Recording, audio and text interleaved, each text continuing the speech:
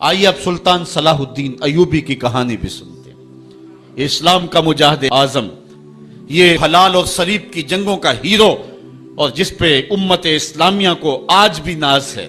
اس کے زمانے میں ریجینالڈ بدبخت ایک انگلستان کے شہزادے نے حاجیوں کے قافلے کو روک لیا اور ان کا سامان لوٹ لیا۔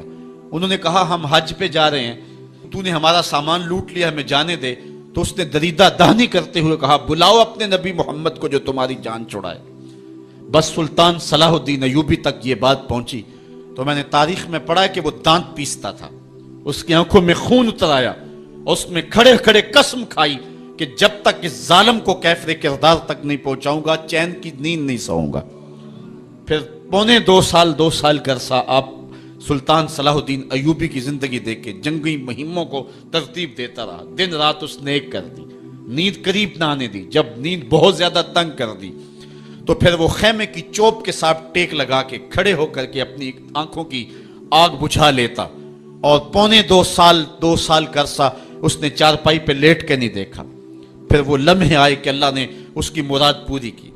انگلستان کے شہزادے لائن میں کھڑے تھے، اس نے شاہ گاما کو اپنی کرسی دی اور ساتھ کہا ہم جس کو کرسی دیتے اسے امان دیتے ہیں۔ پھر اس نے اس کے جو نائٹس تھے ان کو آب خورے دیے، ان میں پانی دیا، کہا جس کو ہم پانی دیتے ہیں اس کو امان دیتے ہیں۔ پھر جب ریجینالڈ کی باری آئی تو بادشاہ کی رگیں پھول گئیں غصے سے، اس نے تلوار نیام سے باہر نکالی اور اس کی چھاتی پہ چڑھ کے اس کی گردن پہ تلوار رکھ کے اس کے ٹکڑے کرتے ہوئے کہا او کتے، تو نے کہا تھا بلاؤ اپنے نبی محمد کو، محمد عربی نے اپنا نوکر بھیج دیا ہے۔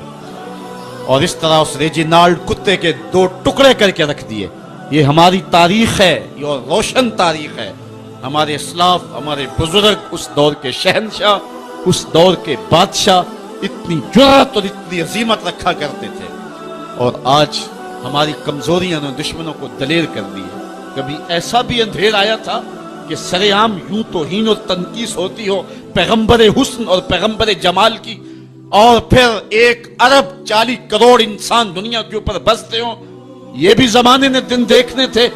تو امت مسلمہ کی موت واقع ہو جائے اگر حضور علیہ السلام کی توہین باقی رہتی ہے، اس لیے امت کو پوری قوت کے ساتھ کھڑا ہونا ہے اور اپنے نبی علیہ السلام کی توہین